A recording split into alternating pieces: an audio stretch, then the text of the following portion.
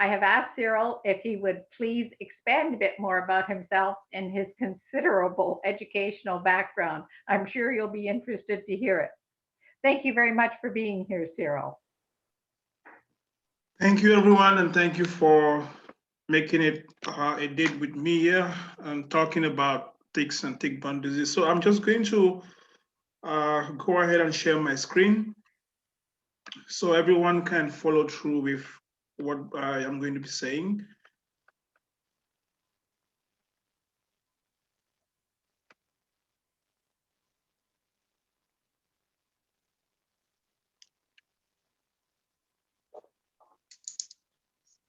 Can we all see my screen clearly?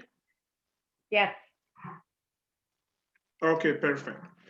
So today we are going to be talking a little bit about ticks and specifically talking about Lyme disease, which is one of those very essential and most risky of the tick-borne disease that we presently encounter in Ontario and Canada at large, and where the focus of my research and the research of my lab at the University of Guelph is currently handling. So as Darren said, I am a PhD candidate in the Department of Population Medicine, University of Guelph.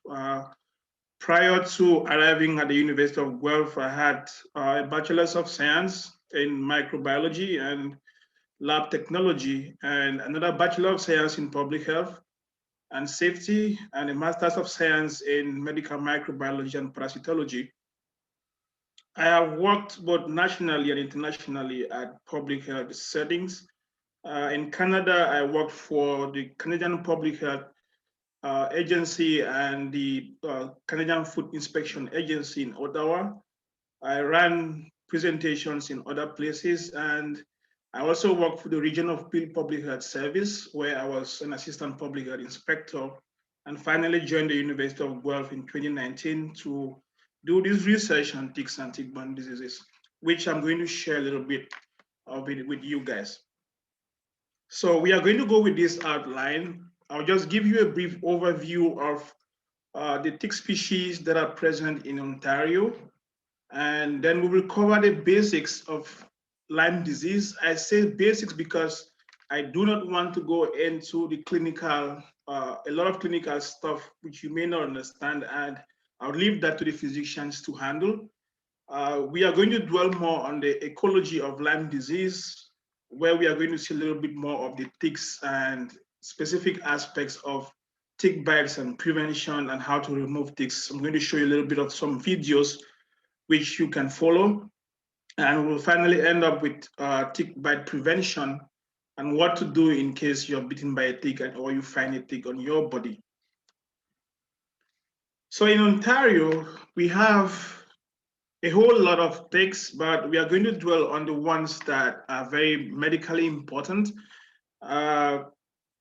Ticks, first of all, there are myths around ticks, and people think that ticks are insects, but I want to show you that ticks are not insects. Insects are all arthropods, just as ticks, but ticks do belong to the same class of arthropods as spiders and scorpions. So they are not flies, they are not insects, they do not fly.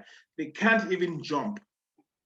So they are belonging to the same group of arthropods as spiders and scorpions. Now we have two categories of ticks. One category is the set of hard ticks. Being hard means their body, just like we call them hard, their body is hard. And we have the category of soft ticks, whose bodies are soft. The hard ticks are the ones that mostly will be found in our environment outside of the homes. So they are mostly present in the parks and the gardens and the woods. And those ones are the ones we are concerned about because those are the ones that can pick diseases from animals. And then if they bite you, they transmit the disease to you. The soft ticks are nidoculous. They stay in the vicinity of our homes. So they are not very important medically, even though they do transmit a few diseases. Today, we are going to be talking about the hard ticks, especially the ones found in Ontario. The most abundant of those ticks is the American dog tick, which is on the left side of the screen. This tick is the most abundant in Ontario and in North America generally, and it transmits a host of diseases. However, the tick that transmits the organism that causes Lyme disease is the black-leg tick. This is the one in the middle. And this is the one we are going to be focusing our attention on today's presentation. We also have in Ontario the groundhog tick, which is also very medically important because it transmits, it is a main vector for a disease called Powassan virus fever. And we have as well the rabbit tick, which transmits other diseases. Now we have these ones, which are not very common in Ontario, but can be present. They may be found, especially when somebody travels out of Ontario and goes to where these ticks are found, especially in the US. So we may have the Lone Star tick, which is adventitious. So adventitious means you pick it from where it is endemic and then you bring it into Ontario. So from time to time, when we do monitoring or surveillance, we may find the Lone Star tick. And right now I have a group of lab colleagues who are working on these other groups of ticks which are not Ixodes or the black-leg ticks that transmits Lyme disease. The Lone Star tick can be recognized here with this white spot on its body. It is the only tick that has this, and that's why we are calling it a Lone Star tick. This is just like a star. We also have the brown dog tick, which is mostly found on dogs, and it transmits as well some rickettsial diseases. However, we are going to do our presentation focusing on the black-leg tick, which is responsible for the transmission of the organism that causes Lyme disease. I would just want you to note that the dog tick, which we saw before, it transmits a host of diseases called Rocky Mountain spotted fever, tularemia, and it can cause tick paralysis. In this case, it is not a microorganism that causes the disease, it is the tick itself. So a poisonous substance in the tick may cause paralysis.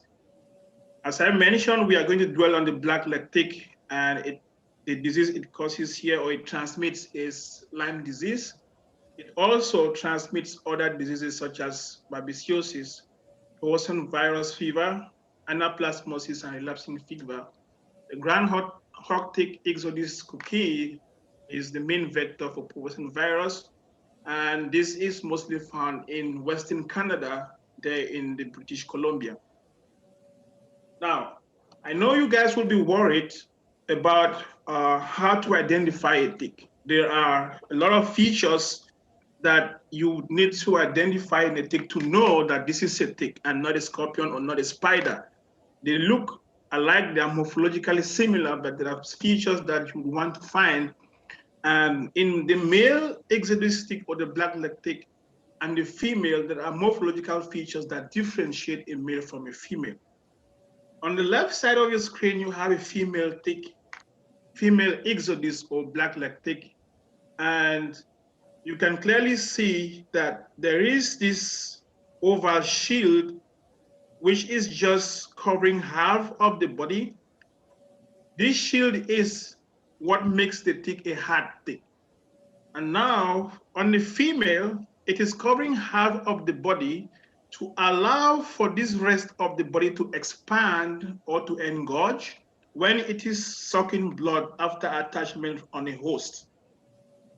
That is because it is the female that mostly sucks blood, which is needed for reproduction. So for it to develop its eggs and lay them, the female tick needs to suck blood. And that's why morphologically, this shield is halfway on the body to allow the rest of the body to expand when it sucks a high volume of blood.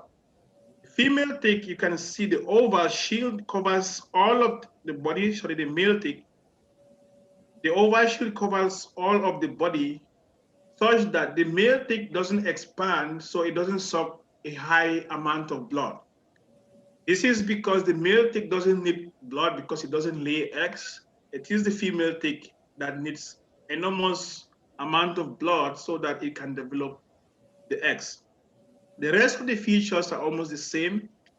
This hypostome and the palps are the features that enable the tick to burrow into your skin. So for tick attachment, you would have this, burrow into your body, and this is where the part with which it sucks blood into its body.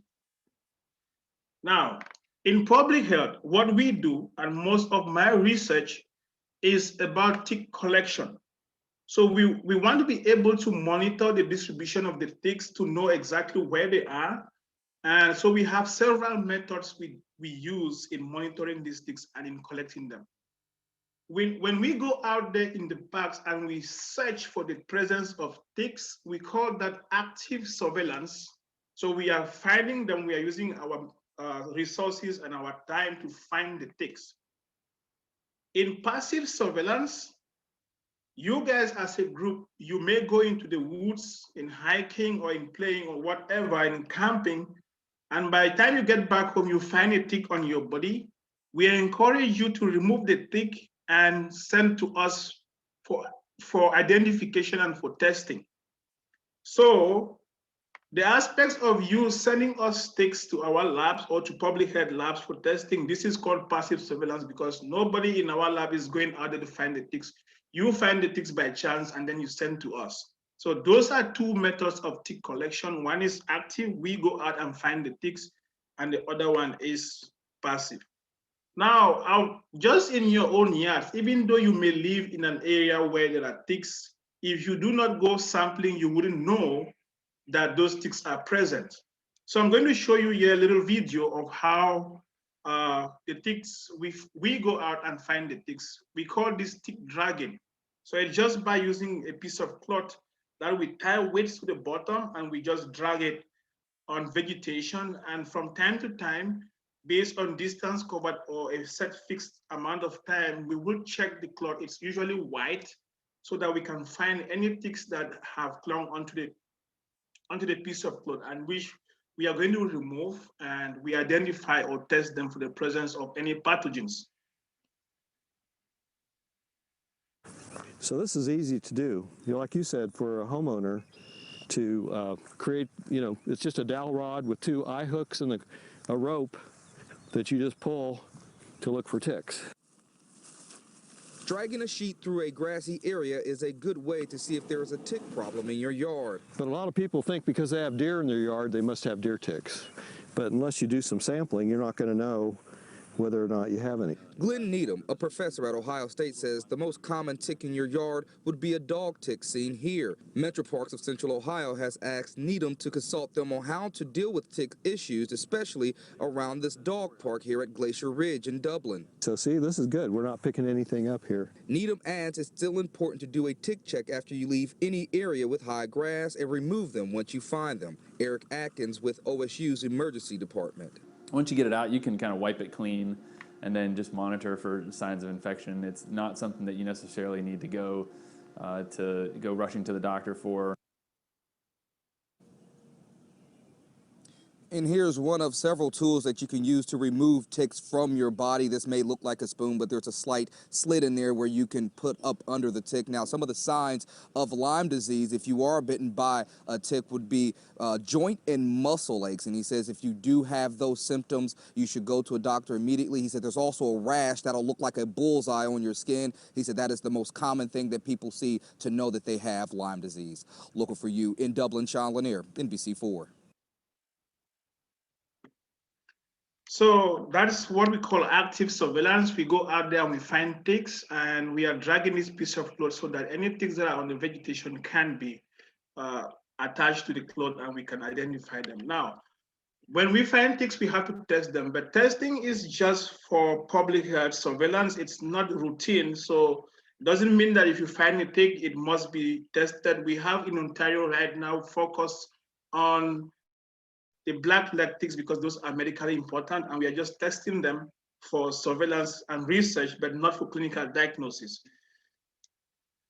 Now, we would go on to talk about the disease itself, disease that is caused by the organism which is carried by ticks. So this disease is Lyme disease. Like I said before, we will dwell on the basics, just the basics, what I need you to know and what is essential for you to know.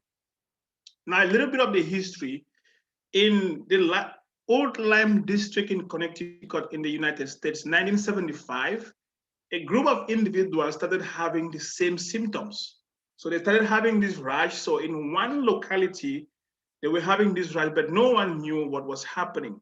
So they started to try to find out what was happening in that locality, and they saw that there were a growing number of ticks in the environment. And then it was up to 1981 that a scientist finally isolated the bacteria that do cause Lyme disease. So how is it transmitted? First of all, the causative agent is a bacterial spirochete. A spirochete is a slender bacterium. In the picture here, you see very slender, tiny little pieces of things.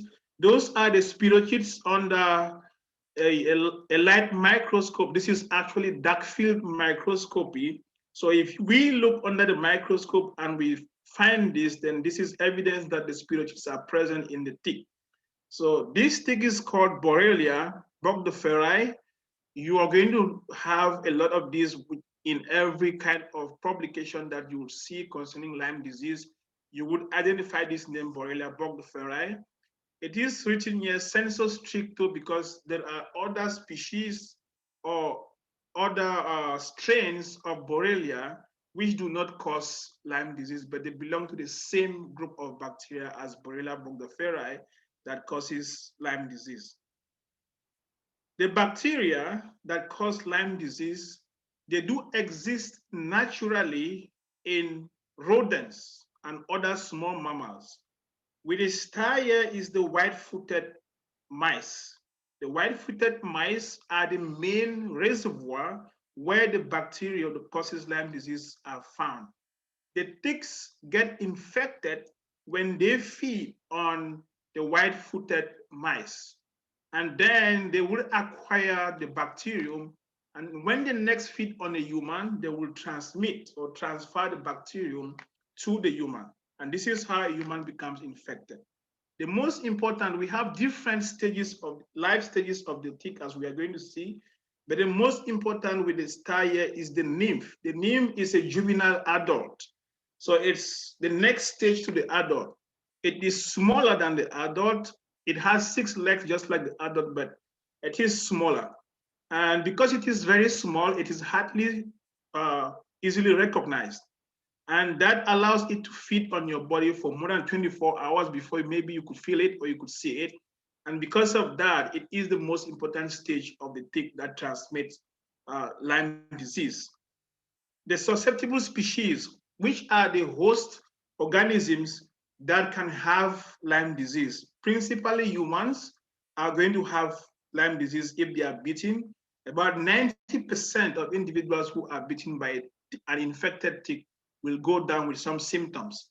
And less commonly, dogs and horses have been shown to have Lyme disease, but mostly these 90% of the dogs and horses are asymptomatic, except we just test them like we are doing in my lab right now. Sometimes we test dogs and we will find that the dogs have been exposed to Lyme disease, but they are not having any symptoms. Clinical disease, how would you recognize that you may be having Lyme disease? We have a specific set of conditions that must exist for someone to get infected. First, you must be bitten by an infected tick. The tick must feed on your body for more than 24 hours. So it's usually 36 to 48 hours. If a tick doesn't feed on your body for more than 24 hours, it is less likely to transmit the organism that causes Lyme disease, which means that it is not in all cases that you find a tick on your body, which means that you're going to have Lyme disease. It's not like that. So if you find a tick on your body, the best thing is just remove the tick and send it to public health. Do not bother going to the clinic except you start experiencing symptoms. So the presence of a tick on your body does not qualify for a clinical test unless you start having symptoms. So in humans, when you get bitten by a tick which has fed on you for an adequate amount of time, you would have a disease. The disease is usually acute. So within 3 to 30 days, you would start having a rash. And this, if left untreated, can progress to late stages of the disease. So we are going to have 3 stages of the disease. It is early disease, it is late disseminated disease, and then we have chronic disease. 90% of individuals who are bitten by ticks may develop those symptoms, but may not progress to actual chronic disease. In dogs, I know Dr. Doherty is going to talk to us about dogs, so I am not going to dwell more on that.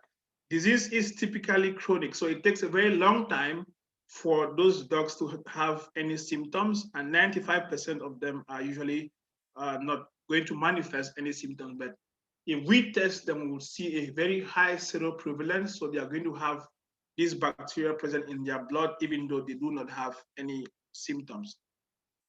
Clinical disease in humans, as I said, the first thing that happens, the first stage, is early localized disease. So this happens about 30 days, 3 to 30 days after the tick bite. Usually it's between 7 and 10 days. So once you get bitten by a tick that has fed on your body for more than 36 hours, you are likely to have experienced a rash. This rash usually begins to clear as it expands, and it forms something you call a bullseye rash. So it resembles a bullseye. This is pathognomonic, so it is a sign, a clinical sign that is generally patterning to Lyme disease alone. We have not seen this pattern of rash in any other disease. Then you would have other flu-like symptoms such as muscle pain, headache, joint aches, and you have swollen lymph nodes. These are things that happen in the first stage of the disease, 30 days maximum after the bite of the tick. In the second stage, we call it early disseminated disease. That is for untreated infection, which happens days to weeks after the tick bite. So the rash that you had begin to expand. It can go up to like 30 centimeters and may begin to appear in other parts of the body, which are not in the area where the tick actually bit you. So you would have this rash in other parts of the body because the bacterium gets carried in blood, and then it is going to be deposited in other portions of your body, and those rashes may begin to appear in those portions. Now, we may have Bell's palsy, which is the paralysis of the muscles of the face. So it's usually either on one or both sides, and the muscle tone just drops, and we can see that your face can be one-sided, or both sides could just lose the muscle tone. You will begin to have as well severe headaches and neck stiffness. So this is when the bacterium gets into your brain and it destroys the covering of the brain. We call it the meninges. And so the inflammation of the meninges is what we refer to as meningitis. When you have that, then likely symptoms you have are severe headache, neck and neck stiffness.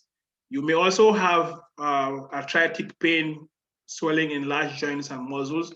Then you have what we call Lyme carditis, which is manifested by heart palpitations. So those are early disseminated symptoms. And in the late stages, which happen about months to years after the tick bite, there are 3 syndromes. All of the symptoms that we have listed here, they come under 3 syndromes. One is the Lyme carditis that I earlier mentioned, which is inflammation of the lining of the heart, and that may lead to palpitations. Then we have Lyme arthritis. That is when you have swollen joints and pain in joints. And then you have neuroborreliosis. So this is when it affects the nervous system, and you begin to have neuralgias or nerve pain that happens after a few years. Now, when it is treated, when Lyme disease is treated, it is treated with a course of antibiotics. Like I said, I'm going to leave that to physicians. But there is what we call a post-treatment Lyme disease disorder, which happens even when the bacterium has been cleared from your blood. And that is because the immune system continues to mount an immune response against the bacterium and it destroys, it is an autoimmune disease. It begins to destroy your own tissues. Your immune system begins to attack your own tissue. We have a whole lot of other diseases that do cause this. In Ontario, I brought this map here to show you where you live in Oakville, so that you are aware of the risk, or aware that Oakville, where you are, is a risk area that has been identified in Ontario. So if you follow my cursor, you'll see here beside Guelph, there is HAL. This is Halton region. Here on the map is Halton region, which is where Oakville is situated. Now the Halton region, yellow means estimated risk area. So I want you guys to pay attention to this, that you live in an area which has been estimated to be a risk area.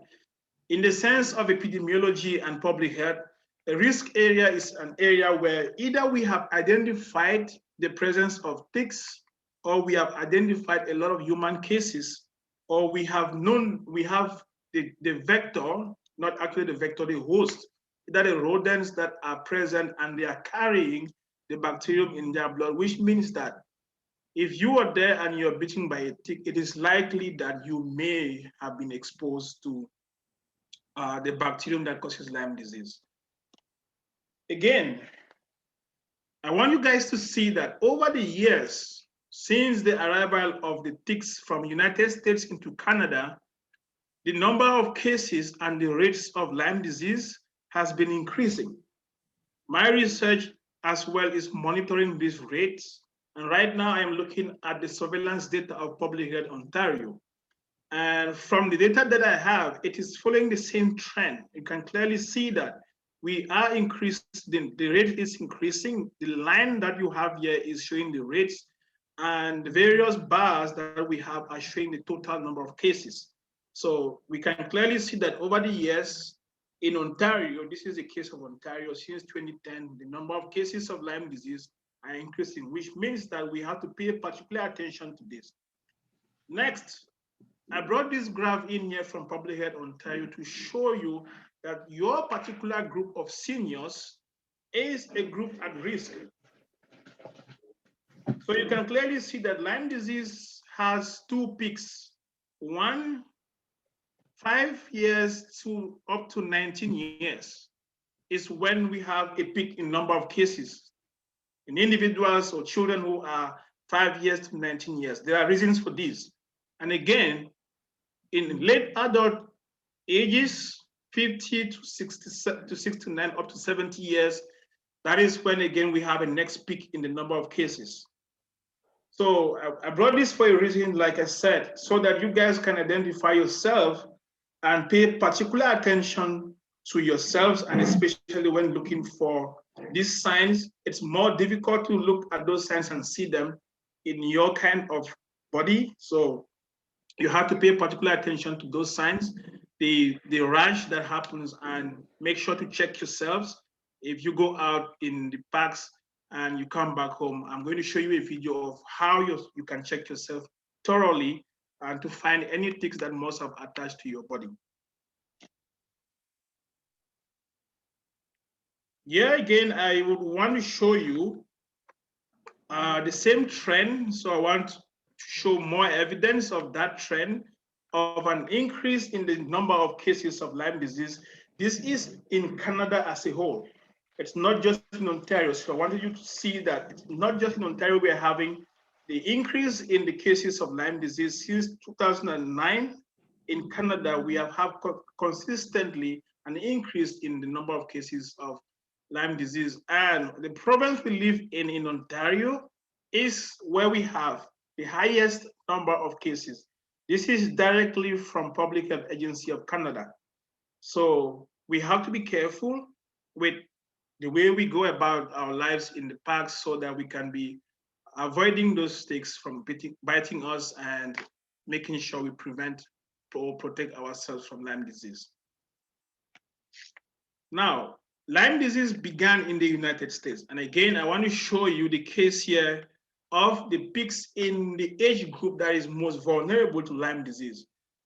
You can see the trend that we had in Ontario. We saw the trend in Canada. And here again in the United States, this is from the Centers of Disease Control.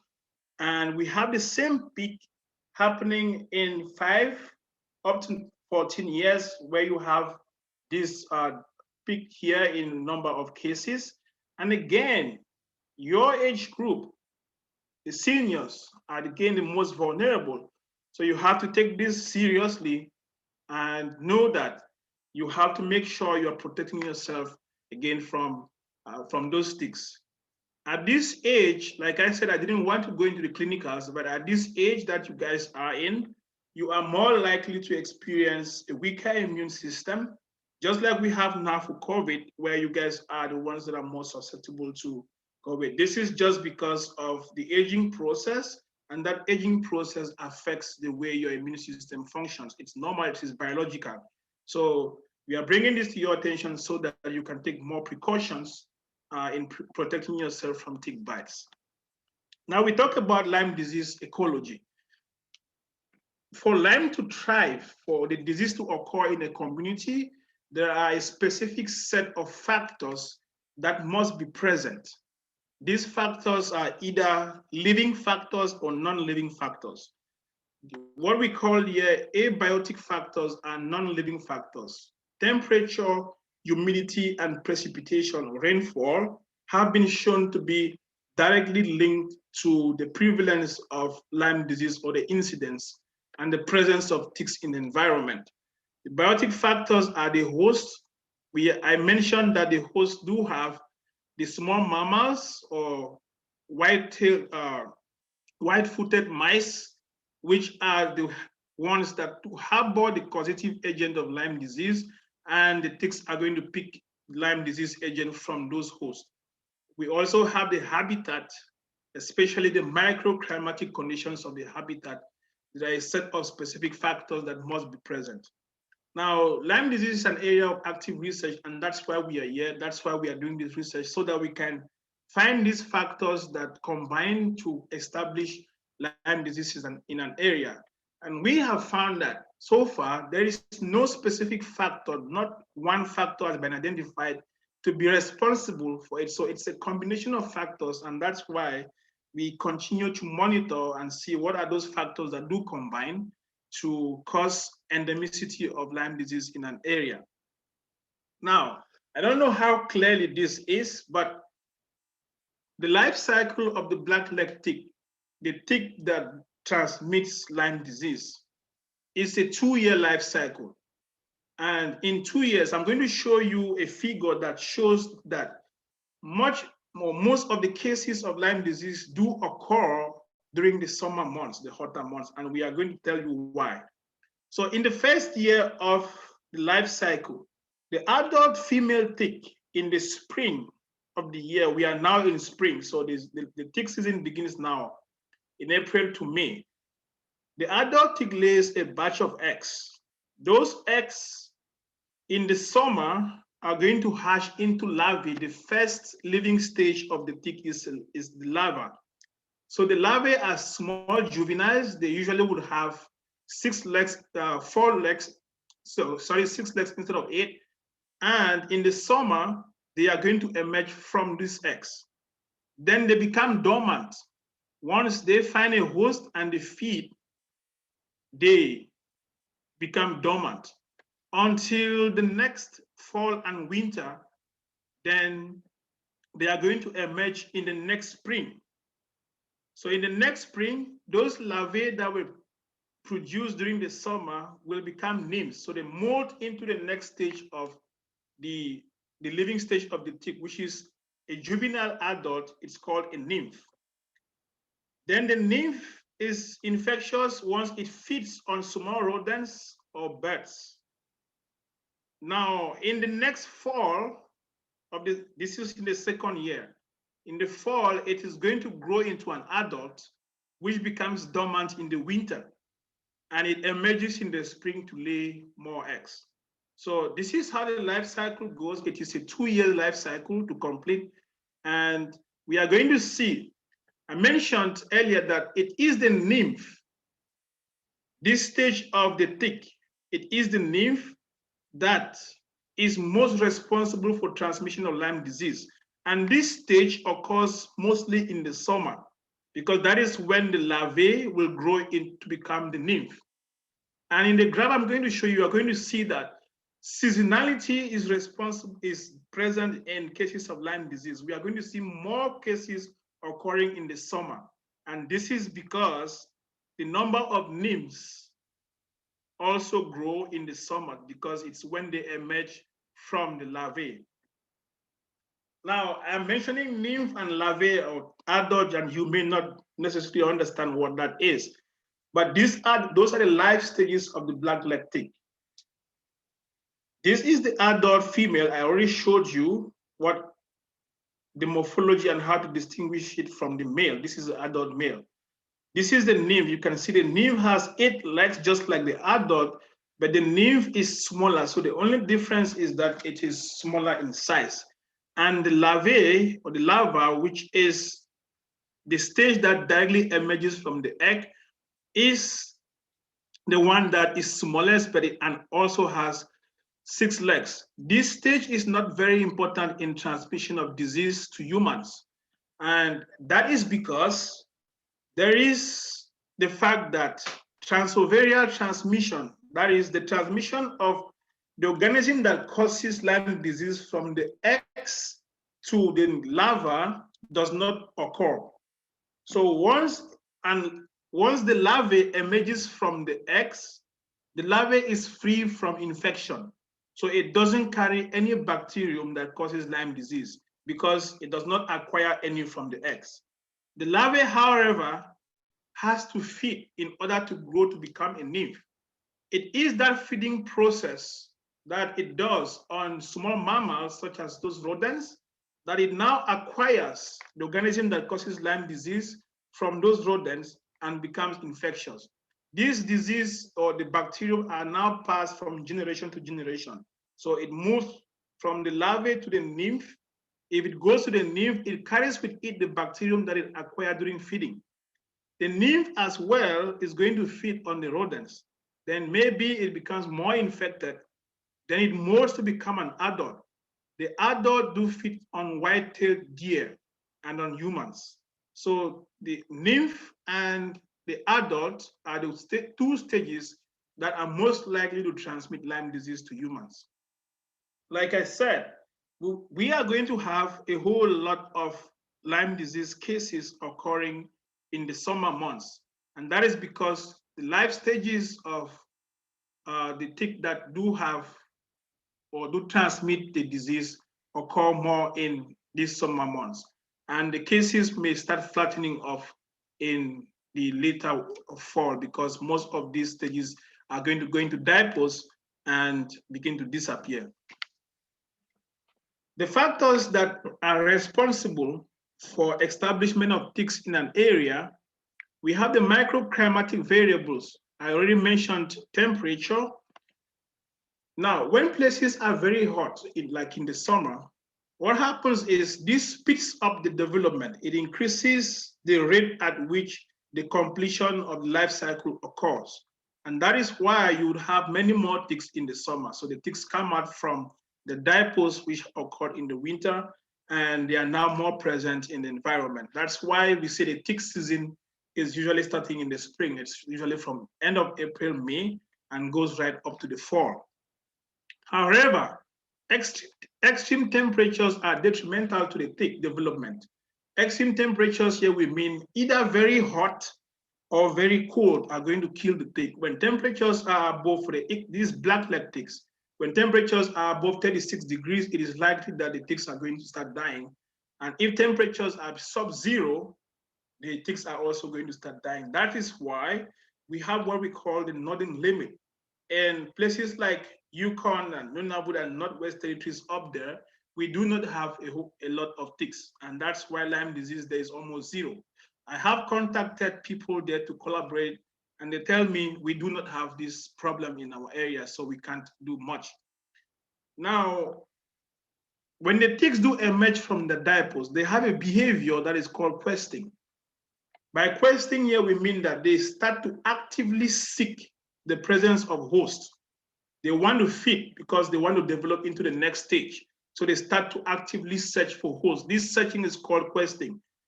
From the leaf litter on the ground or the grass from the soil, they do emerge and stay on top of grass. And when they do so, they extend their forelimbs outwards, especially on the packed trails, such that if you're going to go through there, it's likely the ticks are going to hang on you with those forelimbs, and then they will find their way into your body and begin to bite. Now, the climatic conditions as well are going to determine the presence of hosts. We mentioned that hosts are the ones that the tick is going to feed on in order to acquire an infection before it can transmit that infection to a human. So climatic conditions are very important because they do determine the presence of these hosts. In very harsh conditions, the host may disappear, and then the ticks that are present will not be able to feed and will die, or even if they do feed on a few hosts, the infection prevalence in those ticks is going to be very low, so that they may not transmit the disease to humans. I'm very sure this looks familiar. Those of you who have gone hiking or who have gone to for whatever camping.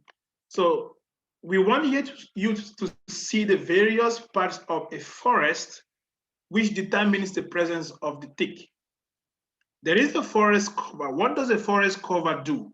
The forest cover, especially in the Carolinian forest, that is deciduous forest that has broad leaves, it shields the soil from direct effects of sunlight. So it keeps the area at low temperature, even if the temperature may be very high, but underneath the forest, it's usually very cool. And that gives the tick an insulating ability such that they can stay for long and they do not desiccate. Now, the leaf litter is where the ticks are mostly going to be, because this is closest to the soil. And in this case, they can moderate their temperature and they stay cool and hydrated. The understory as well is where you have most of them questing. So they will be staying on that understory. That is the grass that is present on the forest floor. And if you're going through this forest floor, it is likely if you go through the grass and the leaf litter, that is where you're likely to catch or to be bitten by a tick. I mentioned as well the host. Which are the hosts that are important? Most important are the small mammals. We are going to see the implications of this when we are talking about prevention. So the small mammals are the hosts that carry the bacterium that causes Lyme disease. And the ticks, once they feed on these small mammals, they are going to pick the bacterium. And if they feed next on a human, they are going to transmit the bacterium. We also have white-tailed deer. The white-tailed deer are the host for adult ticks.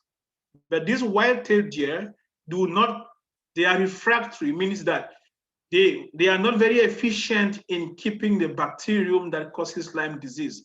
They have a system in their body that clears the bacterium from their blood, such that a tick that feeds on them may not be able to pick the bacterium. However, I mentioned that there is transgenerational transmission, which means the nymph, the juvenile adult, if it feeds on small mammals, it picks an infection. And when it molts to become an adult, it carries that infection with it to become an adult.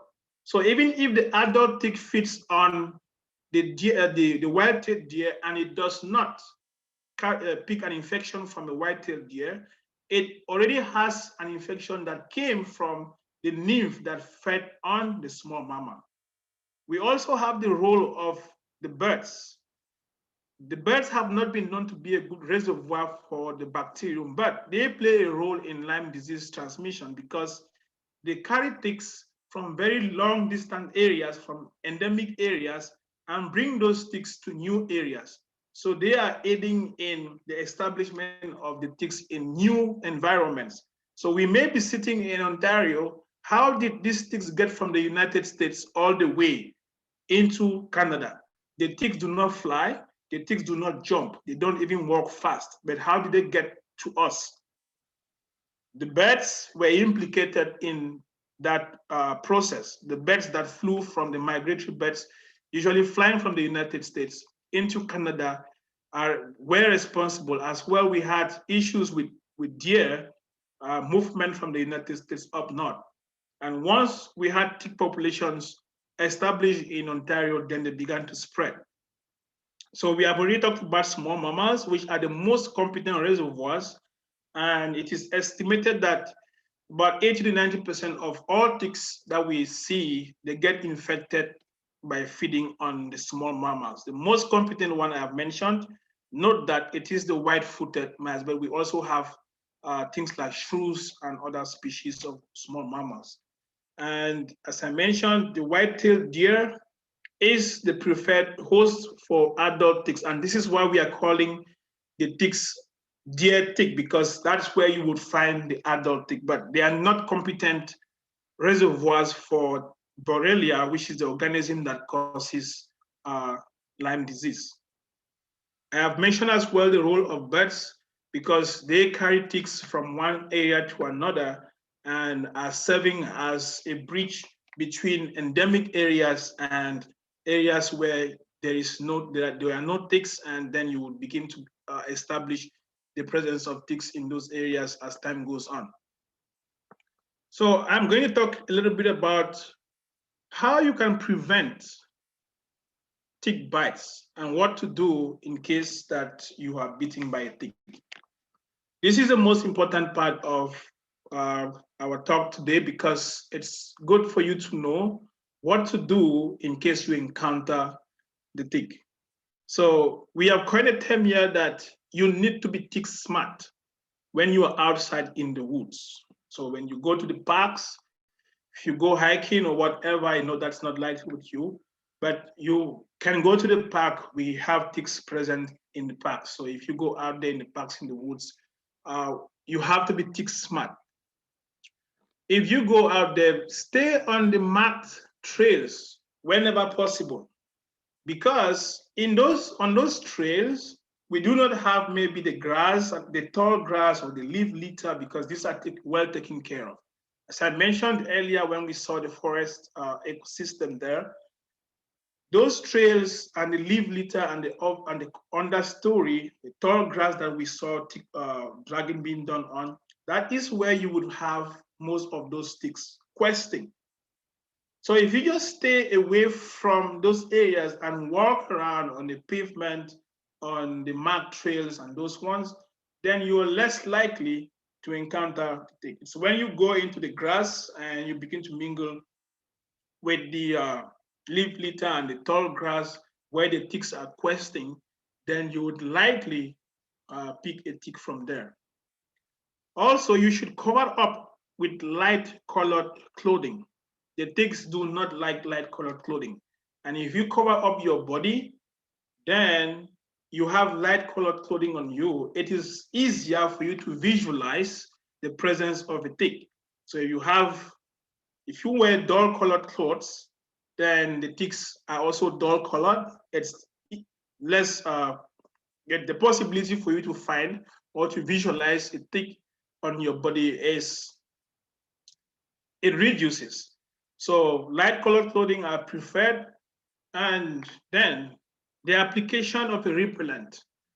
So always try to look for the repellent that contains DEET. It's an anti-tick agent which you can apply on your body, and it helps to deter or to keep away the ticks from staying on your clothing or on your body. Conduct a check once you get back home. Make sure to thoroughly look through your body. I'm going to show you a video on how to do the check. So you have to do a very thorough check. And if you find a tick on your body, then you have to remove the tick immediately. Because like I mentioned before, for the tick to transmit the agent that causes Lyme disease, it must feed on your body and suck blood for more than 24 hours, typically 36 hours. So if you get back home and immediately you look through your body and you find a tick and you remove it, it is less likely to transmit a disease, the Lyme disease, to you. So that is something you should do. If you do not find a tick, sometimes the nymph will be too small, and it may be in areas where it's difficult for you to actually visualize. They are usually going to be found, I'm going to show you in a video, under the arms, in private parts, in the behind the neck, and that makes it difficult for you to visualize. So just as precaution, just take a warm shower. So if you take a warm shower, it's likely to dislodge the ticks from where they are, or likely to remove them while they are feeding. That's a very difficult thing because the tick actually burrows with the hypostome deep into your skin, and a warm shower may help, but the best thing is to do a thorough check and have somebody else do the check for you to actually see those areas where you can't see, like the back of your neck, especially where the ticks are more likely to be found in the hair. Now, if you find a tick on your body, like I said before, it does not mean you should go to the hospital. If you remove the tick, there's going to be a small knob that stays on your body. Just wash the area off with antiseptic or warm water, and that's it. Monitor the area for any rash that may occur 3 days to 30 days after that tick bite. So if you do so, you are likely to monitor for those symptoms and then consult a physician if you find any of the symptoms.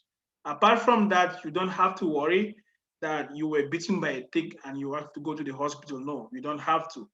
What we require in public health is that you remove the tick and then you submit it to your public health unit. For Halton region that you guys are in, you have to just submit it to the public health office on Halton region office. I was there before, last 2019, I was there.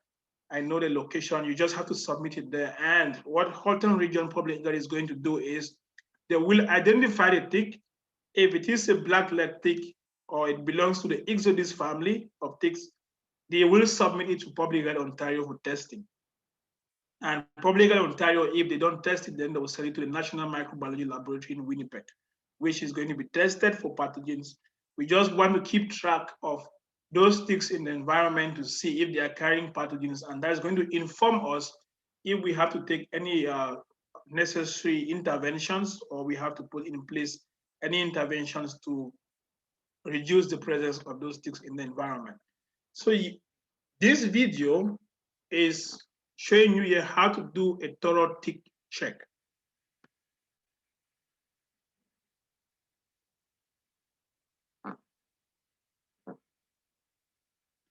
Tickman Dan says, check yourself for ticks and don't neglect your crevices.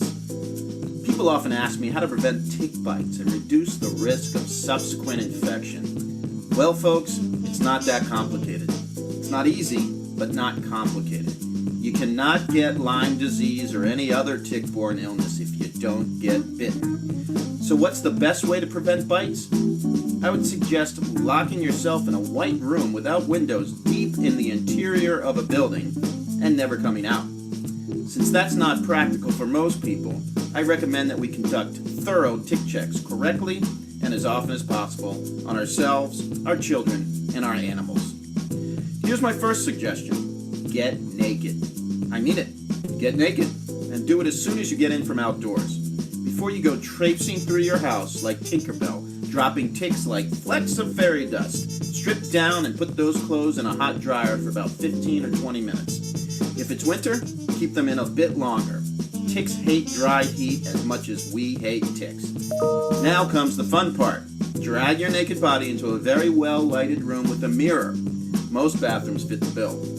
Then I want you to methodically examine your body, head to toe, front to back.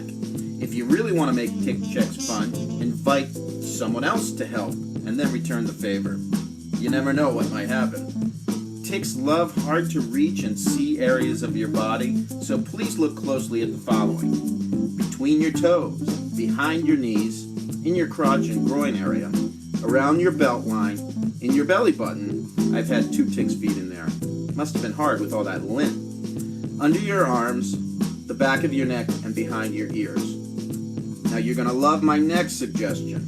Write the following on a sticky note or piece of tape and stick it where you would see it while sitting on the toilet. Here I sit and wonder why I have to check for ticks where the sun don't shine. Then proceed to examine all your private goodies until you're satisfied that there are no hitchhikers on your junk. Ticks like your junk.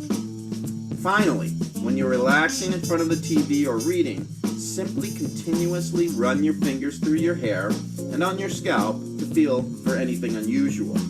I do this all the time. I was thinking about having a monkey do it for me, but monkeys kind of creep me out. Follow the same procedure for your kids. If they're young enough for you to check them, try using a flashlight and a magnifying glass. Nothing like getting to know them better. If they're old enough not to let you check them, please make sure they do a good job themselves. Pets love tick checks. Examine your pet thoroughly from tail to nose, and you might even get a few sloppy licks in return. Keep in mind, ticks like to embed themselves in the neck, head, and around the ears of animals, so pay particular attention to these areas. Searching is made easier by separating the fur and examining the skin. Again, just be thorough. Ticks are very persistent little parasites, and constant vigilance is highly suggested to keep as safe as possible. Tick checks are an important component of one's prevention regimen. If you discover a tick, it's super important to remove it as soon as possible, and to do it correctly. Please visit my website at www.tickies.com for proper removal instructions and to get my new tick removal tool called Tickies. Stay tuned for more helpful tips and suggestions from Tickman Dan, and remember, don't neglect your crevices.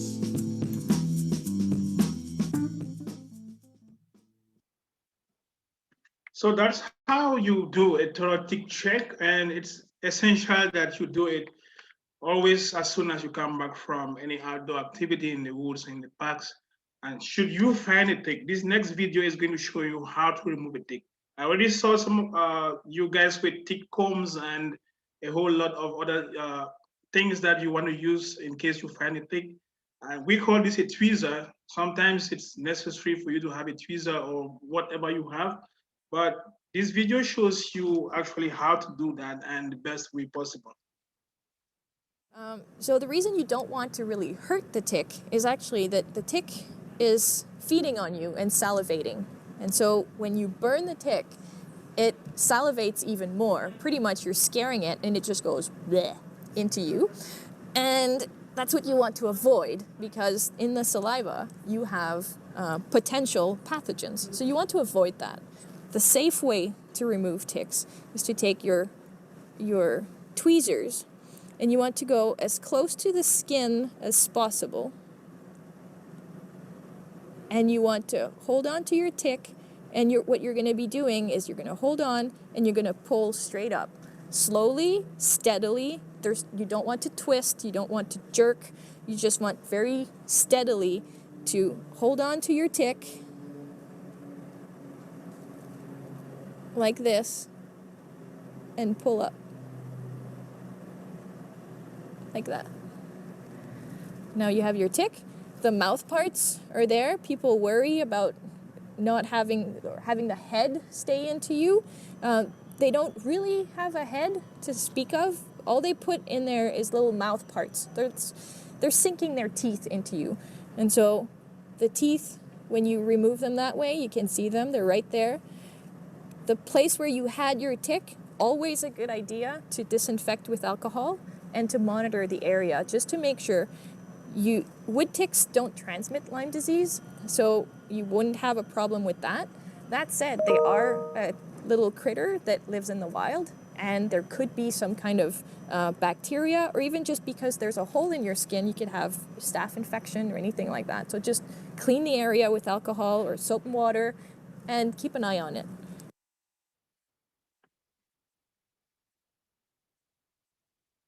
As was mentioned, you just do not want to twist the tick. We always want to remove the mouth parts, because if the mouth parts remain in your skin, then it is likely that they may cause an inflammation. So we want to make sure you pull straight up and no twisting, no jerking, so that the mouth parts are removed. And Dr. Doherty is going to talk about, I think, this in animals and pets, but you have to do the same checks on your pet in case you went walking with the pet. If you are doing this, there's a vaccine available for dogs. There are certain prophylactic treatments that are available for dogs as well. Cats, we know, do not frequent the outdoors that much, and usually we have not tested cats. I know there will be a lot of questions, so I'll just welcome any questions if they do arise, and please feel free to contact me or my lab head at any moment if you have any further questions that are beyond this presentation. Thank you very much for your time, and I look forward to answering any questions that arise. Dr. Ackwell, we're going to, if you don't mind, go through our next two presenters, and I do have a list of questions so that we can make sure we get through everybody, if that's okay. Darlene, I'll turn it over to you. Thank you. And thank you very much, Cyril. That was a very informative presentation, exactly what we wanted. Thank you very, very much. Our next presenter is Beatrix Gomez. She is a passionate environmental professional with studies in biotechnology engineering, postgrads in natural resources management and education, and a master's in water management. She has over 15 years experience in the nonprofit sector with international experience managing projects in sustainability, water management, community development, environmental education, and public awareness. She is also part of Oakville Green Conservation Association, where she manages outreach and stewardship programs. Beatrix? Thank you very much, Darlene. Hi, everyone. And I'm sorry, I have two screens. I'm sorry if I am looking the other way while I'm talking to you, but that way I can actually see your faces. Thank you very much for inviting me and for letting me speak a little bit. I think Cyril did a very good job, and he covered a lot of the things that I wanted to cover. But it's going to be like kind of like a review, which is always good. And I'm going to be sharing my screen, so let me know if you can actually see it.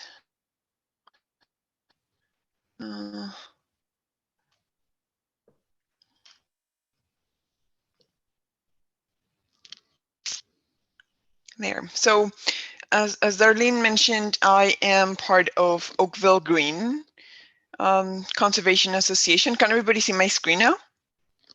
Yeah. Yep. Yes, it's very good. Okay. There you go. Okay, so we are a non-for-profit group in Oakville, and our main goal is to actually ensure that people stay outside and that we bring the love to nature back into our community. So I know we talked a lot about, or it was talked about, like how to be safe outside, and I know Cyril did a very good job explaining how we can do that, but I think I would like to encourage you to still be outside, and that's, as I said, part of what we do all the time. So we are outside planting trees, removing invasive species, doing cleanups. So like most of our activities and stewardship activities are always outside. So again, I'm thankful to be invited today and talk about ticks and how to be safety, because that is definitely something that we encounter on our lives. And usually we tend to think that it can only be encountered when we go deep into the forest. But our gardens are an important part of nature as well, and are an extension of nature. So we can actually find ticks in our gardens as well. So it's not only when you go for these super long hikes or into the forest where you have to take all those precautions. Every time that you are outside, it's a good idea to check for ticks and to do tick checks. This time of the year, ticks are coming out from hibernation, or they are not dormant anymore, and they are actually looking for food. So there is a lot of or most of the ticks that are found, or that we usually find on ourselves or our volunteers, is usually during the springtime. They are not as active when it gets really, really warm in the summer months. So usually it slows down by then. But in spring, they can be very active. And with the weather that we have had these years, a lot of things are coming dormant a little bit before of their time. So I am expecting that we are going to see, I haven't seen any tick yet, but I'm sure we are going to see them in the next few months, or a few weeks, actually. So I think Cyril covered this pretty well, where you can find them, how they look. So the one that I have on the screen is a female black-leg tick. As he said, not all of them can actually carry the disease. Only the ones that have already been infected by the bacteria are the ones that actually carry the disease. So if you're bitten by a tick, does not necessarily mean that you are going to get Lyme disease, because not all of them have it. And we can find it not only in the forest, but in shrubby areas, areas with tall grasses, where we have like piles of leaves. So again, anywhere that we are outside, it's important to take precautions and be aware that they can be anywhere. Being said that, I don't think it is a reason to be scared to spend time outside. I have to say that I'm born and raised in Mexico, and I think after Australia, we have a lot of like deadly stuff. I think we are the second country with more deadly bugs, insects, and scorpions and things like that. And we still played outside. We just had to be extra careful. I still cringe when my kids lift a rock without looking underneath, but that's something that we were used to doing back there that we don't do here, right? So depending on where you live, you have to be careful and looking for things that that can be around in order to be safe. And in our case is ticks, which I think is not as bad as it could be. Now, some of them can be very tiny, and I think that's when we usually don't see them, and when they can cause probably a little bit more trouble, because once they are larger, they're easier to spot. So as Cyril mentioned, there are very important measurements that we can take before and after we go outside. So I would say before, try to make sure that you use approved insect repellents with DEET or Icaridin, and usually more than 20% or at least 20% of DEET.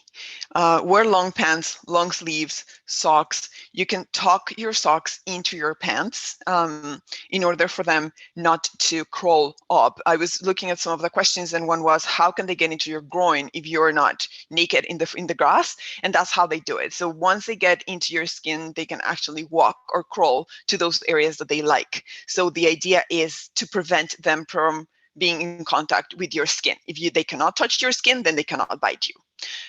Wear light colors because it's way easier to see them. Stay on the trails. This is for your own safety, but for the safety of everything around you, because that way we are actually protecting all the wildlife in those areas too. So we should never leave the trails.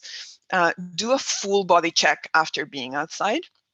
I think that was an amazing video. I am going to for sure look it out and use it again, because I really liked how it explained it and how detailed it was.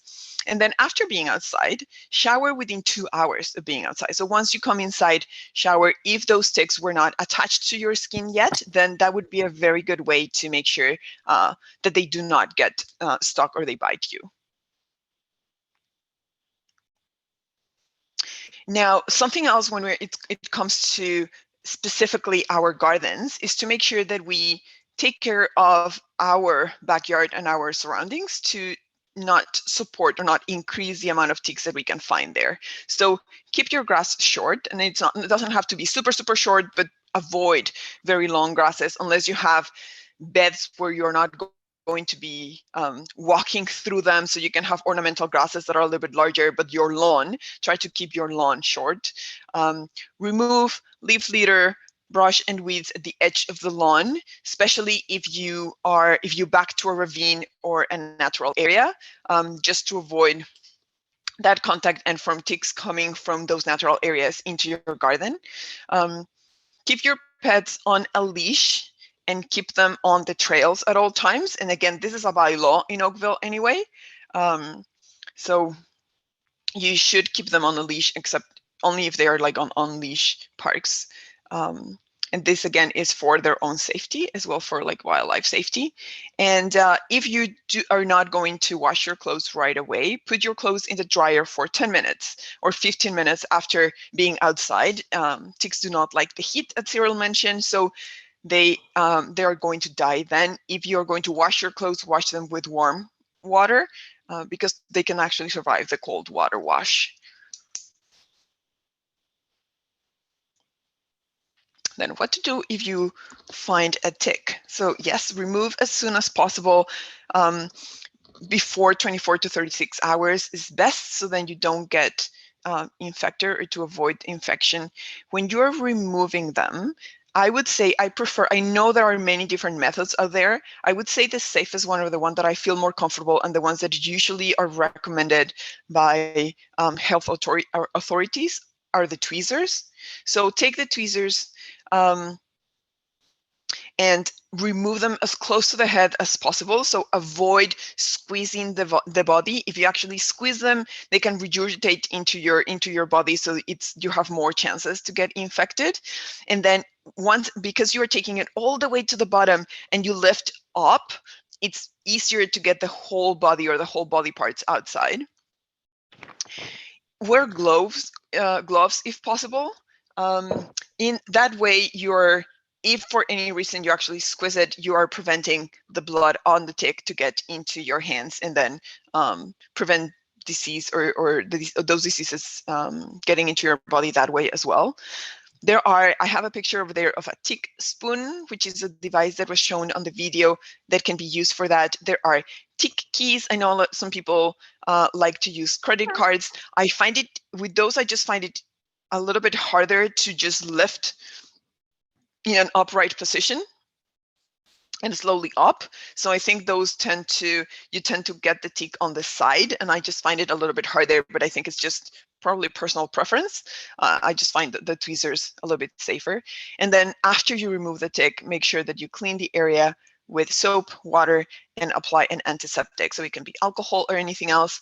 And the tick, please put it in a sealed container and try to label it as best as you can. So label the container with your date, location, personal information, so then it can be tracked to you and the place where it was collected. If you want to submit a tick, if you guys all live in Oakville, this is where you should do it. So it's at the Halton Region Health Department, which is in Bronte Road, just beside the huge oak tree that is in Bronte. And the hours to drop your tick are Monday to Friday from 8:30 till 4:30 p.m. Then what not to do if you find a tick. You will always hear suggestions and ideas from people. Like, I remember when I was little that in my family, they always said that with fire, you could actually deal with ticks, and they would let you go if you burn them. That is not a good idea, because again, they can regurgitate into your body, so the blood could actually cause more infections because of that. So remove it with the tweezers of one of the devices that I showed. Do not twist or crush the tick while you're removing it. Remove it slowly and pulling up. Do not try to use nail polish, petroleum jelly, heat, or any of those things that traditionally were used. Now we know that they're not as effective and they can actually cause more trouble. And if you find one, do not stop looking. I don't know how many times I've seen volunteers where after they find one tick, they remove it and then they feel like they have done their job. If you found one, it's because you were in an area where ticks were present. So just keep looking and do the thorough tick check to make sure that you do not have any others. I think these was covered pretty well by Cyril. So just look for some of those symptoms. If you get any of those symptoms after being outside or after being bitten, make sure to go to your healthcare provider. And then again, as I mentioned at the beginning, we will really encourage you to stay outside and keep enjoying the outdoors in a safely way. I do think that especially this time when we have all been through COVID and being inside for so long, we really need to be outside for our mental health, which I think is just as important as our physical health. So try to be outside as much as possible. Just take some precautions, but don't be afraid of spending time outside. If you want to participate in any of our programs, we do have a lot of volunteer opportunities. We have pollinator gardens that are kept by volunteers during the summertime. We are starting a Green Connections program this year for adults 55 and older, which again is going to have a lot of opportunities to learn, but at the same time to participate hands-on in activities and do nature walks. So if you're interested in any of these programs, you can either send us an email at programs@oakvillegreen.org, or you can give us a call at 289-813-1568, and we will be very happy to share more details about the program and see how you can get involved with us and in what we do to keep Oakville green. So thank you. Again, if there's any questions, I'm happy to answer at the end. So I don't know, Julie, I'm going to let you take. That's excellent. I'm going to spotlight Dr. Doherty. Darlene, if you'd like to introduce Dr. Doherty, we can go ahead. I absolutely would. Thank you, Beatrix. We are learning so much today. It's just wonderful. Thank you very much. Welcome, Dr. Doherty. We're really learning a lot today, and now we're going to learn about our four-legged friends. Chris graduated from the Ontario Veterinary College in 2013 and practiced as a small animal veterinarian for a few years before joining the Ontario Veterinary Medical Association. While his role with the OVMA was focused on helping veterinarians with their practices and careers, he continues to stay involved in clinical practice through locum work and volunteering with programs such as feral cat spaying and neutering. Dr. Doherty is also involved in the Farley Foundation, which I hope he will tell you more about, along with how to protect your four-legged friends from being bitten by ticks. Welcome again. Thank you. That was a great introduction. Yeah. So maybe I'll talk about the Farley Foundation at the end, and I will share my screen for the presentation. And I'll also preemptively apologize because they're doing a bit of work on our roof today, so there might be some drilling in the background, but I'll try to talk over that. They've been pretty good. Don't worry. Out loud, but yeah. Anyways, let me get this all loaded up here. Okay, so I think everyone should be able to see my screen. Yes. Yeah, perfect. Yeah. You can see that nice little tick there, which we've seen lots of pictures of today. So yeah, as Darlene said, my name is Chris Doherty. You can just call me Chris. You don't have to call me Dr. Doherty. It's not a problem. But yeah, I'm a veterinarian. I work for the Ontario Veterinary Medical Association. And yeah, I'm still involved in clinical practice through a number of ways. And for the Oakville connection, my fiance actually is a veterinarian in Oakville, and she is actually at work right now practicing. So yeah, so I pick her brain on this stuff too. So yeah, the other two presentations covered a lot of really good topics. Stole some of my thunder actually, but that's okay.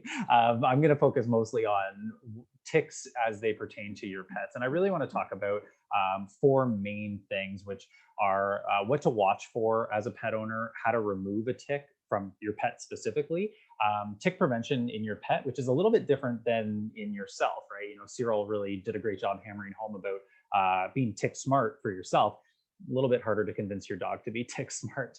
And then Lyme disease and treatment in our animals, which again is a little bit different than it is in humans. So we'll dive right in here in terms of what to watch for as a pet owner.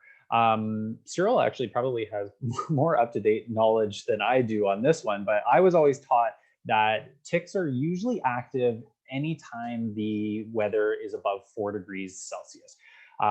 So yeah, as was mentioned in the previous presentations, spring to fall, I think we probably had some days over 4 degrees Celsius even in March this year. But once the weather starts to warm up, you start to get ticks questing, as we talked about. They start to climb up those blades of grass, and they use their forelimbs, as you can see in this picture here, and start to reach out and grab onto your pet as they run by, to hitch a ride, to feed on them. So anytime, you're seeing that the temperature is warming up, you want to be concerned about ticks. As mentioned in the other presentations, areas with long grass, plants, fallen leaves, trees, things like that, it's obviously a bit easier for us, when we're walking, to stay on paths and stay away from those long grasses. It's a little bit harder, again, to convince your dog not to do those things. So really my big recommendation anytime you're taking your dog for a walk, I would say anywhere other than along a sidewalk, is to really do a thorough check of not only yourself, but your dog. And like that video mentioned, checking, behind and inside their ears. Something about inside the ears, ticks really enjoy that on dogs, especially those floppy eared dogs. They get in there, you lift the ear pin up and there's just, ticks biting in there. Around the neck, under their limbs, so similar to us in armpits, groin, and around the belly, those are all real tick hotspots on dogs. So giving them a check when you get home from a walk, even spending a couple minutes just, feeling them and making sure you're not finding any ticks. It's a little bit harder if you do have a long-haired dog, but on, short-haired dogs, it shouldn't be more than a few minutes. And then, yeah, the big advice is if you do find a tick, same as in a human being, remove it as soon as you can. It does take time for Lyme disease to transmit. There's been some conflicting research on that in terms of the exact time frame, but it does take time. So if you can remove them as fast as possible, that's going to be your best bet to prevent Lyme disease from transmitting to your dog. So how do you actually remove a tick from your dog? You can see this is actually a really good picture that I found of a tick in dogs. You can see here that it's biting into the dog's skin, and you can see that its body is starting to almost fill up with that blood that it's feeding from the dog. And this dog here obviously has slightly longer fur coat, so you can see how it would obscure that tick. But for getting a tick off of your dog, if you find one like this in the act of biting, you can use tweezers. And just like in yourself, you want to grab it as close to the head as possible, and you want to pull it out slowly, firmly, in a smooth motion. And the reason you want to be careful with tweezers is if you leave that tick head, those tick mouth parts behind, can cause swelling, can lead to irritation or infection in your dog. That's why my preference is, to use like a tick twister or some kind of, I saw some of you had some of those devices that you can use for removing ticks. Those are really good in dogs. You can see I put a picture of one that I use myself. It's just called the tick twister. And I think I found it on Amazon for, $8 or something like that. So you can carry it with you, you can have it at home. And when you get home after doing a tick check, if you find one on your dog, basically just kind of hooks under the tick's mouth and you twist to dislodge them, and then you pull them out, and it gets the entire tick's body pretty easily. Once you've removed the tick, you can save it. You can bring it to your veterinarian who can help you identify it and tell you, Cyril went through all the different types of ticks that there are. Most veterinarians will be able to give you some advice on what type of tick it is, and if it is one that does carry Lyme disease. You can also send the tick. There are some veterinary labs that do testing on ticks to tell you if it does have Lyme disease.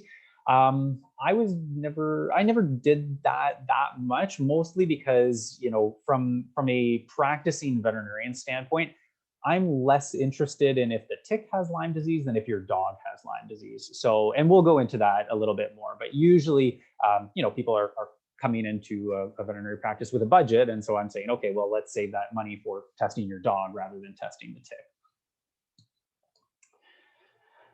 On the topic of tick prevention, like we mentioned, using it from spring to fall is usually going to be your best bet. So probably about 9 months of the year is going to really give you a good level of protection. Well, give your dog a good level of protection. This here is a picture of, I believe it's Revolution that they're using in this picture, but it's tick prevention can come in either pill form. So, you just feed it to your dog. A lot of times they're like a chewable tablet that your dog, my dog likes it and he'll just eat it. But it can also come in a liquid that goes usually on the back of the neck and down the back. There's a lot of different forms. Most of these medications do have other functions. So for example, they'll help prevent fleas, they'll help prevent heartworm, which is another really serious disease that's caused by mosquito bites. And they can also deworm for intestinal parasites, which can be important, if your dog is anything like mine and is off, eating whatever he does when we take him into the woods. There are a ton of options on flea, tick, and heartworm medications. I just listed a few of them here, like Brevecto, Simparica, Revolution, Advantex. Every single one of them has pros and cons, right? Some of them are going to be better for some ticks and others will be better for heartworm. It's really hard for me to say what's going to be best for any individual dog. And that's why my recommendation is always to have a chat with your veterinarian to discuss the pros and cons of each, you know, the spectrum of protection, the lifestyle risks for your dog. Because, you know, what's appropriate for my dog, who, again, like I live just outside of Milton, and, you know, I'm out hiking him around the escarpment and he's running around off leash, even though he's probably not supposed to be off leash, but he is. So his risk factor is very, very different than, you know, a small dog who lives in a condominium and mostly walks around on the sidewalk in Burlington, right? It's a different conversation there. So chatting with your veterinarian to find out what's going to be best for you and your dog is usually the best option there. And then in terms of treatment, you can see I put a little picture of the Lyme bacteria here. But basically, I usually recommend, like I said, testing your dog, and you want to test them about 4 to 6 weeks after exposure. So exposure in this sense would be after they've been bitten by a tick that potentially could carry Lyme disease. So it's got to be that Ixodes species that is one that we know can carry Lyme disease. So we want to wait for the 4 to 6 weeks so that the test, you know, can actually capture it. If we test right away, it may not capture it, and we may get a false negative. So once we know that they've been exposed, we found a tick that's bitten them, has, you know, engorged with blood, has been attached for a sufficient amount of time, then we'll wait that 4 to 6 weeks and we'll test them to find out if they do have Lyme disease. Some of the common things that we see in dogs, really the big one is sore joints, lameness. So, you know, they'll be stiff in their elbows and their hips and their knees. Almost looks like they have arthritis, right? They're just moving more slowly. They're not jumping up. And yeah, just a lot of, you know, forelimb and back limb lameness and stiffness. Fever is another really common sign. That one's going to be harder to pick up unless you're taking their temperature. And then lethargy we can see as well. So just kind of like a lack of energy, not feeling themselves, not acting as peppy as maybe they normally do. Some of the less common symptoms that we see, kidney damage is a big one. This is something we really want to watch for. And this is one of the really big sort of negative impacts of Lyme disease in dogs. Can also cause damage to the nervous system and the heart. These are less common, but something to keep in mind as well. And as Cyril mentioned, a lot of dogs don't show any symptoms. They will test positive for Lyme disease, but they'll be fine. They won't have sore joints. They won't have kidney damage. They'll basically carry on their lives as if nothing has happened to them, which is great. Typically what I recommend is if we do have a dog that has tested positive for Lyme disease, assuming they're not showing any symptoms, you know, assuming their kidney function is normal, they're not showing any joint stiffness, usually what we're going to want to do is monitor them. So keep an eye on them for any stiffness, and typically we'll want to do urine testing. My preference would be a couple times a year. And the reason that we want to do this is because we want to be testing their kidney function. And if there is any signs of, you know, the kidneys not concentrating urine normally or showing any other indicators of kidney or renal damage, we want to catch it as early as possible so that we can start treating them for Lyme disease. Because kidney damage, once it's progressed to a certain point, is really, really hard to reverse. You go into, you know, what we call chronic renal failure, which can be fatal for pets, you know, once it reaches a certain point. So regular urine testing is something I always recommend for dogs who test positive for Lyme disease so that we can catch it as early as possible and we can treat it. And in terms of the treatment, if a dog is showing signs of Lyme disease, so whether we're picking up on some kidney damage in the urine or they're showing some of that joint stiffness, it's usually going to be about 2 to 4 weeks of antibiotics, something like doxycycline. And then, yeah, we'll go back to monitoring them long term.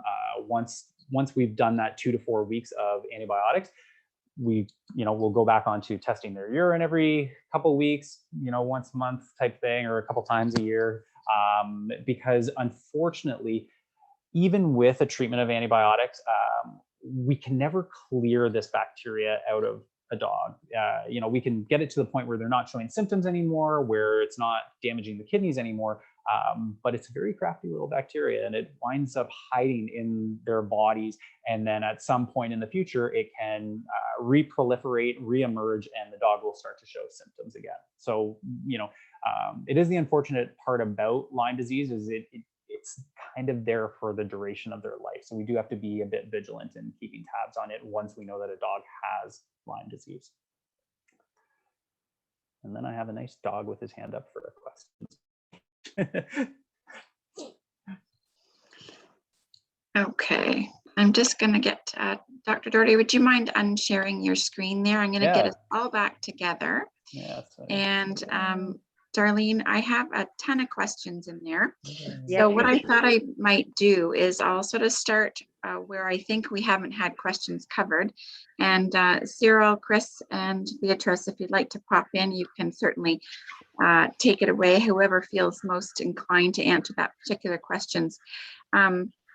Specifically, do all ticks carry the Lyme pathogen? I think that was covered, but that's come up several times in the question box there, Cyril. The answer to that is absolutely no. Not all ticks do carry the Lyme disease bacterium. It is specifically hard ticks, blackleg ticks, Exodus scapularis, or Exodus pacificus, those are scientific names. But if you have a dog tick, for example, the dog tick would not carry Lyme disease bacterium. So the question answer is no, not all ticks carry Lyme disease bacterium. Okay. Another common theme here is the bullseye rash likely to show? I've heard it should, but it doesn't always. Can you have the infection without the bullseye rash? Yes, you can have the infection without the bullseye rash. That rash is going to show up in about 70 to 80% of infections, but it is not always going to be the case. Some people are going to develop the other sequelae without having that rash. So that's why we say you should monitor for all symptoms, not just the rash. So if you start having any other of the symptoms, the headache, stiffness of the neck, and everything else that I mentioned, then you should go and see the doctor.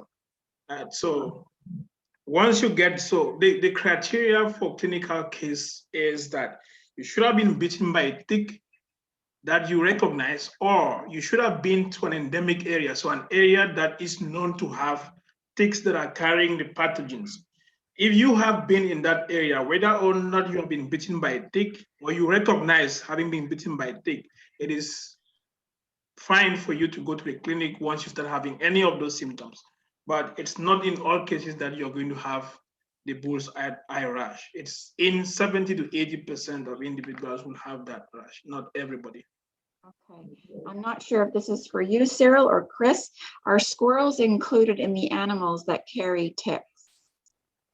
This should be for me. So that is what I talked about, the host and the reservoirs.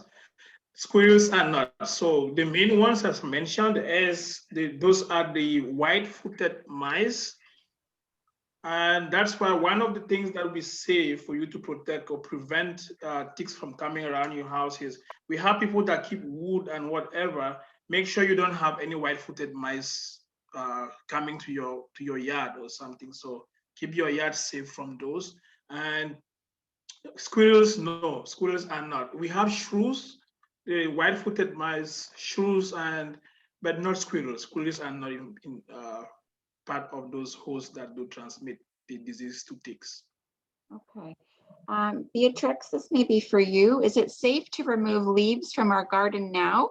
And do ticks enjoy the mulch we use for decorative gardening? That's a very good question. So it is like we always say that you should wait until you have about 10 days above 10 degrees in order to remove things like all the leaves from your garden and to do the spring cleanup. And that is to ensure that everything that was sleeping there would actually be awake and gone. So a lot of the insects that hibernate under the leaf cover would be out and about, but that means that ticks are going to be out and about as well.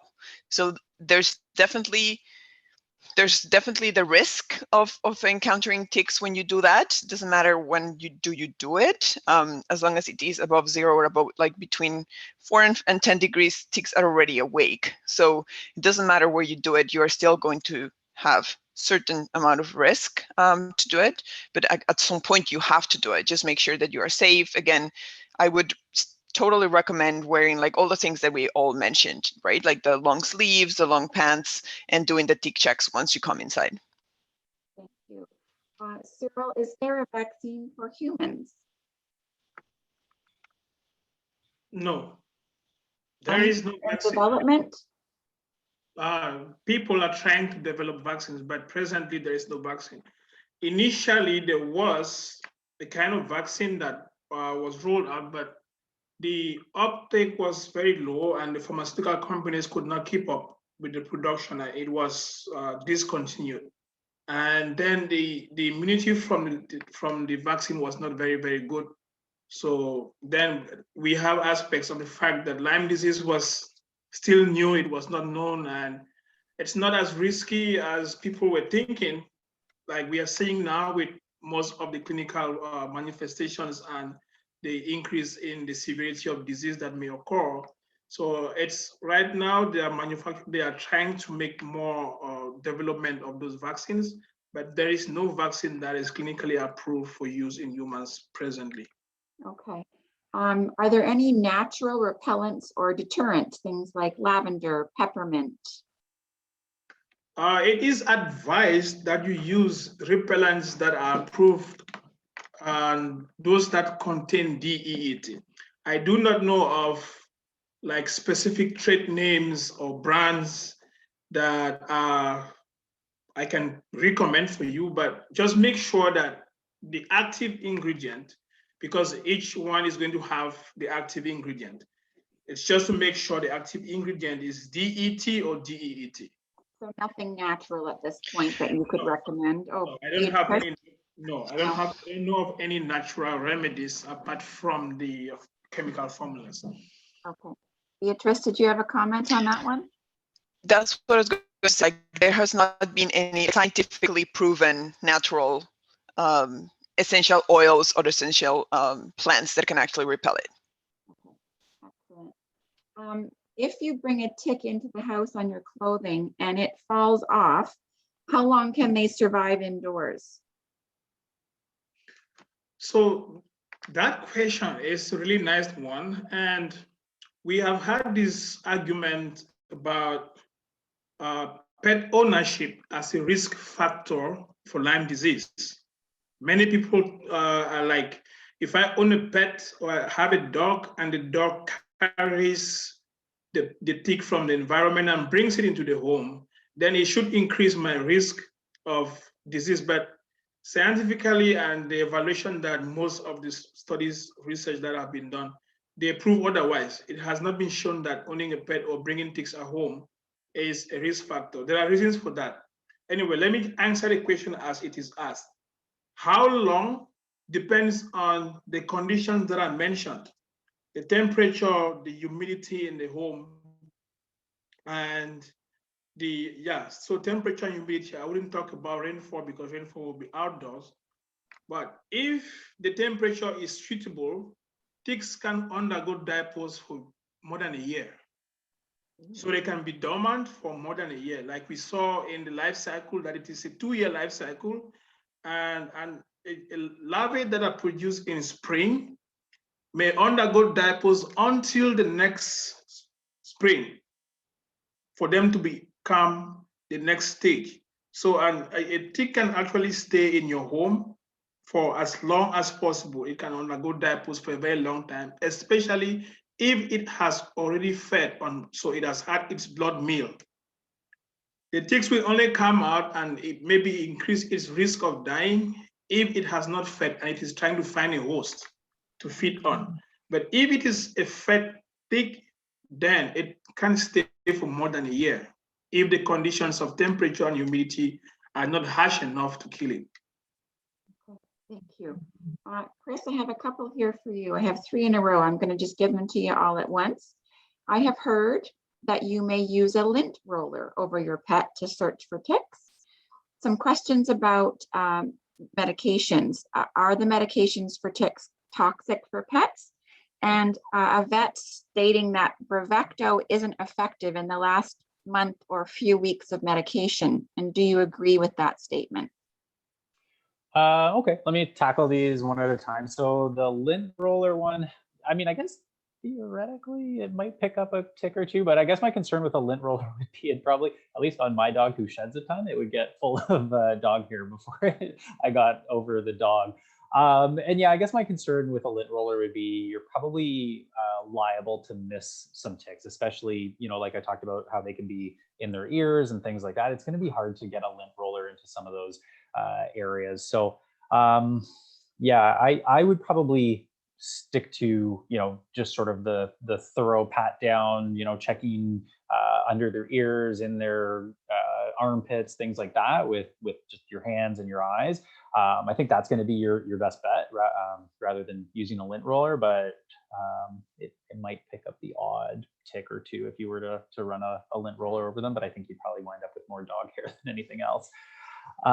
Your other question was about if they're toxic to pets, correct? Yes, if the flea and tick medicine is in fact toxic. I know there's been a lot in the news recently about a particular brand. Yeah, so I think, you know, it's a good question to ask.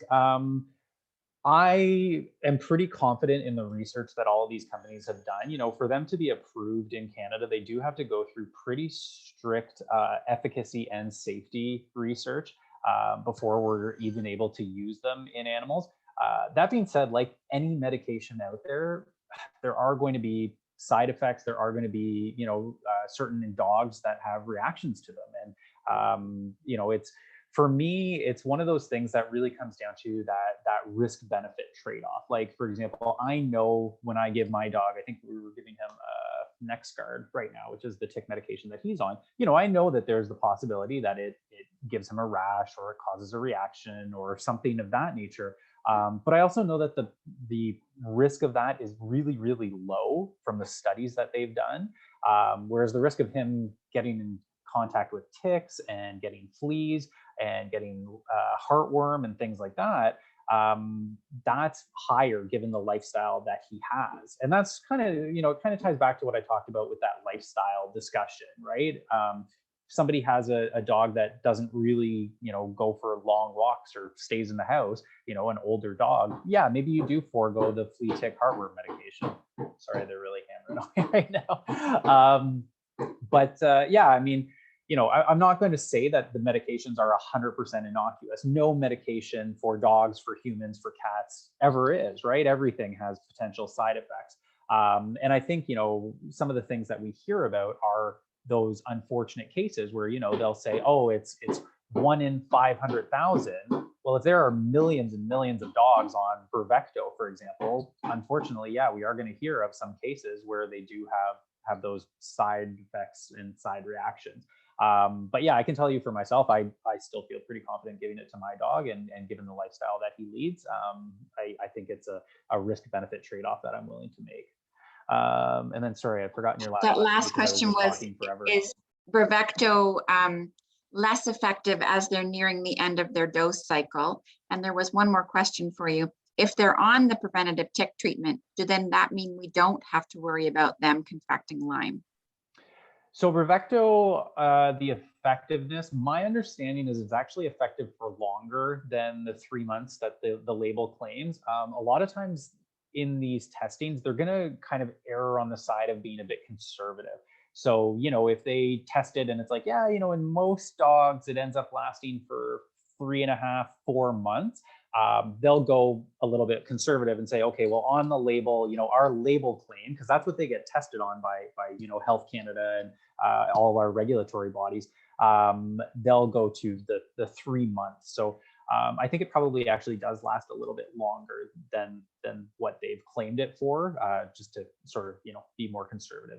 They've gone with the 3-month time frame. And then in terms of worrying about Lyme disease, if they are on a preventative, I would say it really reduces the risk. I don't know that it would take it to zero, because again, you know, they can technically still be bitten by ticks, But most ticks, when they bite a dog that's on prevention, they'll then consume the prevention, the medication that they've been given, and it'll kill the tick. And most of the time that happens quite quickly. You know, I found dead ticks on my dog after we've gone for a walk. So, you know, I usually don't go for walking for that much longer than an hour or two. So you can see how fast that effect happens. But yeah, I guess there is an outside chance that a tick could maybe survive. I feel like I'm talking like a real scientist here, you know, like, yeah, there's a small chance, but it's realistically, I think the risk is going to be really, really low. Excellent. Thank you so much. And Cyril, I think we have time for one more question here. Cheryl has asked, would you treat for Lyme when a genetic test of the bacteria comes back positive 8 to 10 days post-bite? Oh, you're on mute, Cyril. That's okay. There you go. So the recommendation is that we do not delay treatment for any reason once there's clinical proof that there is Lyme disease. So we don't have to wait for any of the testing of the tick or whatever to come on. Once the physician has the evidence of a clinical feature of Lyme disease, once they have the rash or have the information that this person has been bitten by a tick or has been in an area that is endemic for Lyme disease and is showing any of the clinical symptoms, whether or not the individual tests positive for Lyme disease or the tick that bit the individual is tested positive as well, that individual should be considered for treatment. So we don't have to wait, which means that once we have a positive test, then we must treat as well. Wonderful. Thank you.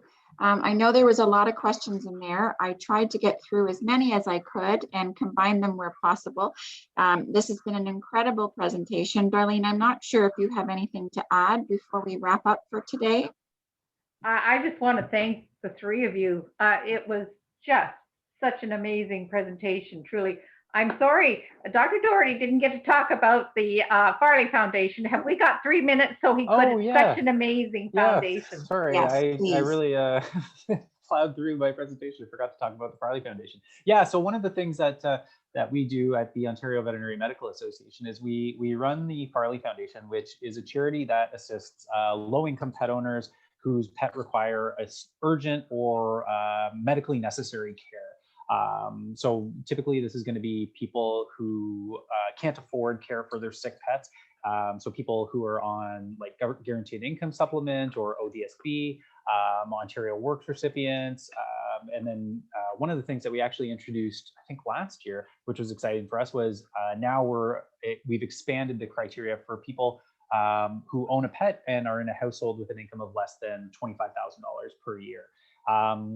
So yeah, basically if there is someone who falls into one of these categories who has a pet that, requires emergency veterinary care or urgent veterinary care, basically it's going to be something that the pet requires. So not, like an optional treatment like nail trims or things like that. We will cover the cost of that through their veterinarian. And I think the Farley Foundation's been running for, oh God, I can't even remember how long now, probably about 10 or 12 years. But I know we did hit $5 million distributed fairly recently. And I think we're just north of 11,000 pets that we've helped so far. So yeah, it's a really great foundation that, I'm pretty proud to be involved with. And yeah, I think, if you want to learn any more about it, you're welcome to contact me, or you can check us out on the internet. It's just the Farley Foundation. And we have Lynn Johnston, the cartoonist, lent us the image of Farley the sheepdog for our charity. So I always like to pitch that because it's kind of cool. So that's amazing. That's Thank you. Fantastic. Thank you so much. And, yeah, and no thank problem. you all. Yeah, thanks for giving me the time to and reminding me about that. I appreciate you all giving your time. This is so generous of you. Thank you so much. Now, before everybody presentation heads out, I just want to plug our next event. Hopefully you can see it on your screen here. Our next coffee and conversation event is with Jamie Drake. and he is a world-renowned local celebrity. He is a percussionist, and he will be here with us on April 27th at 1:30. If you are interested in joining us for this presentation, we would love to have you. You can email us at scww@oakville.ca or reach out to myself, Darlene. One of us can get you connected and get you the Zoom link. Thank you so much all for your time today. I know it was a bit of a marathon, but there was so much to cover, and we appreciate your attentiveness. And for our speakers, the comment section is full of gratitude and how easy to understand and clear your information was. So thank you so much for that. And I wish you a marvelous day. If you have anybody that wants to see this potentially after today's presentation, it will be on the town's YouTube channel, and it will be available probably in the next 3 to 5 days for review or sharing. So have a wonderful Tuesday, everybody. Thank you for being here. Thank you. Really appreciate it. Thanks, Julie. Bye-bye, everybody. Appreciate you, Julie. Thank you. All right, Thank you. bye. Thank you, Cyril, directly. That was tremendous. Thank you. You're welcome. And to all of you, Dr. Doherty, I mean, I don't have a pet, but I listened and stuck with it all and gathered that information for family. So absolutely, it was good, easy to understand and comprehend. Thank you. Get a pen, you can watch the recording. Given your levels of professionalism, I got what you were saying. That's good. So thank you. Wonderful. Yeah, Thank no you, problem. everybody. Glad it was easy to understand. Wonderful. I'm going to end the meeting now. Thanks for being here. Have a great day.